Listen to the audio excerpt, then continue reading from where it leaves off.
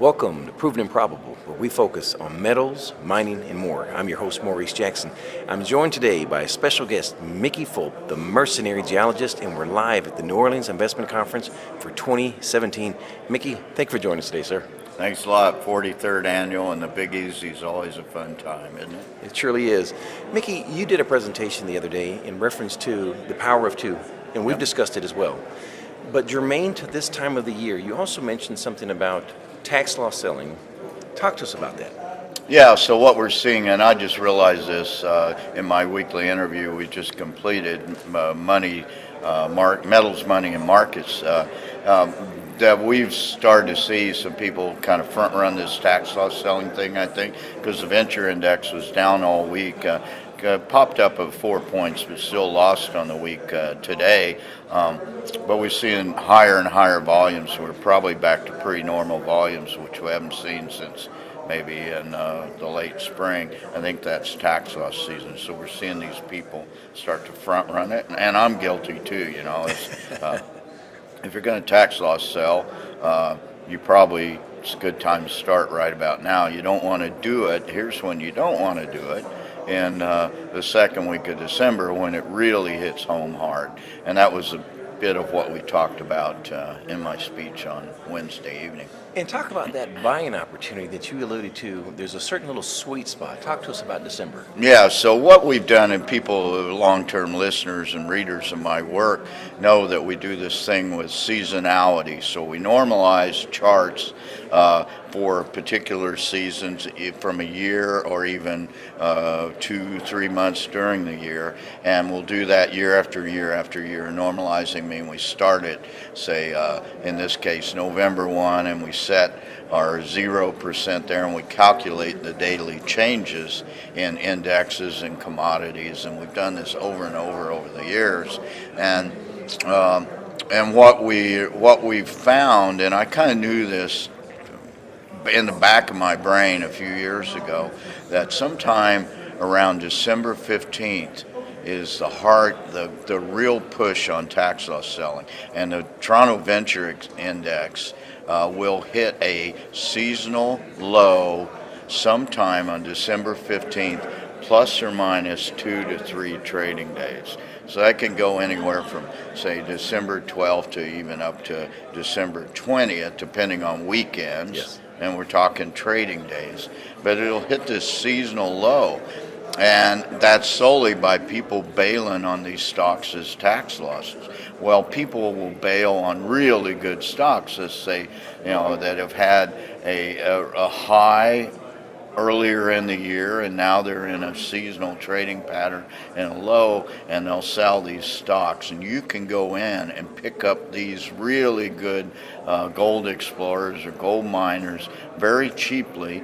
Some December 15th, plus or minus those 2 days, you watch the volumes. When the volumes really start picking up in these things, go in and buy them, and you can sell them in the first week of January and make money. Now, just on the index, which is a composite of 400 largest market cap stocks on the venture exchange, you'll see over our composite, since the exchange was created in 2002, that's a 16-year period, from that low on December 15th to a high, say, on January 5th, something like that, about 10% return on your money, if you could play the index. But what we do is we go pick off good stocks, and I showed two in my talk that you made 50 to 60% on your money by doing this on a short-term 8 to 10-day trade last year.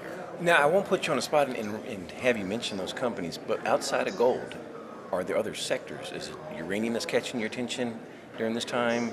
It can be gold, it can be uranium, it can be copper stocks. It's junior resource stocks on the venture exchange, but you're playing the top tier and the really good, the cream of the crop sort of stocks that have seen much higher prices. I gave an example, and we won't mention a name here, but it will be on my website. My presentation will appear on my website under this event.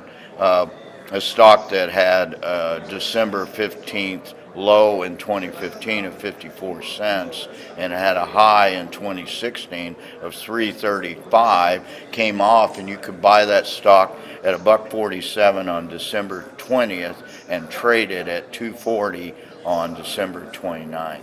That's a 63% return. So. Who doesn't want that? Yeah, exactly. Now, let's switching gears slightly here. Talk about precious metals, because we've heard discussions here at the conference in reference to precious metals. Give us your thoughts right now. I see anomalies right now and distortions. What do you see? Well, I see distortions in the fact that U.S. dollar's surging right now. So 6 of the last 7 weeks, the dollar's been up and gold's been down. So this downturn in gold from the high of I think 1350 or something yearly high hit in mid-September. 6 of the last 7 weeks, it's down. Or I guess that'd be early September was when it was.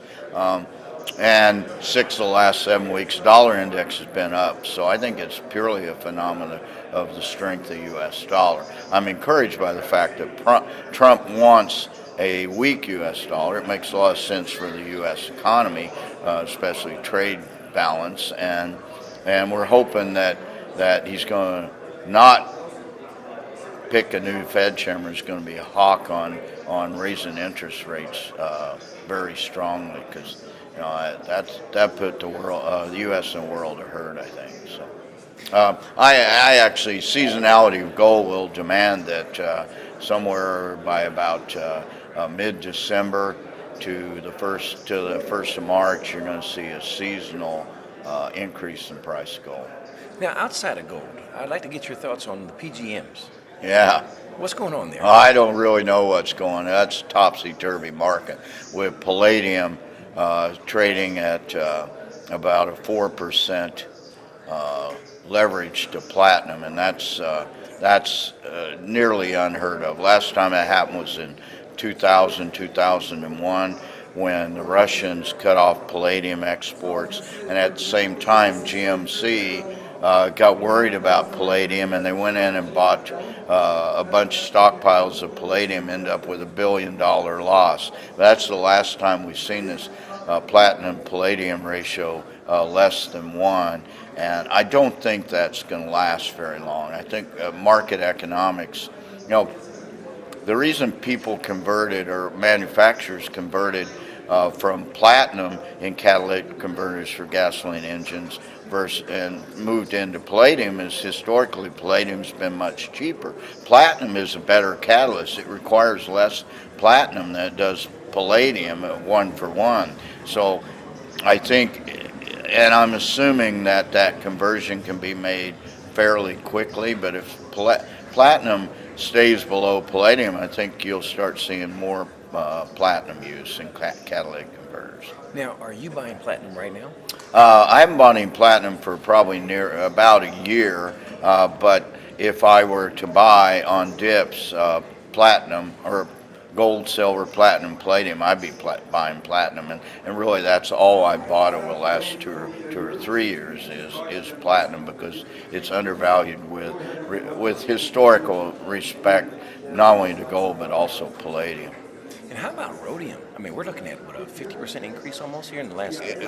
Well, I think a lot of that has to do with the fact you can now buy rhodium bars, and you never could before. You could only buy rhodium sponge, and sponge it's not attractive, it's about what it sounds like, rhodium sponge. So the fact that you can now buy a rhodium bar, I think, probably increased demand for that. And rhodium's also used in a small way in catalytic converters. It's necessary, but a very small percent. Now, I'm not going to ask for a number here, but do you see rhodium continuing on this trend, or do you see it cooling? It's such a small market, and it's so speculative. Compared to platinum, palladium, which are very small markets to begin with, the rhodium market's minuscule. So I don't think the regular supply-demand fundamentals are really going to be in play there. There's lots of speculation. There's a lot of ability, I think, likely just using logic and science and reason, that rhodium market can probably be manipulated pretty easily. Well, Mickey, thank you for your time. In closing, please give us the website. mercenarygeologist.com. Right, and is this a free subscription? Yeah, free subscription for my newsletter. You get my stock picks. That's why you want to subscribe. We're going to have a couple of new stock picks here in the month of November, and some things I'm playing my own money into this, significant amounts of my own money. I think they'll be of interest to my subscribers.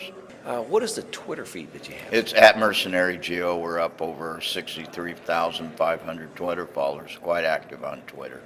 All right. And last but not least, please visit our website, www.provenandprobable.com, where we interview the most respected names in the natural resource space. You may reach us at contact@provenandprobable.com.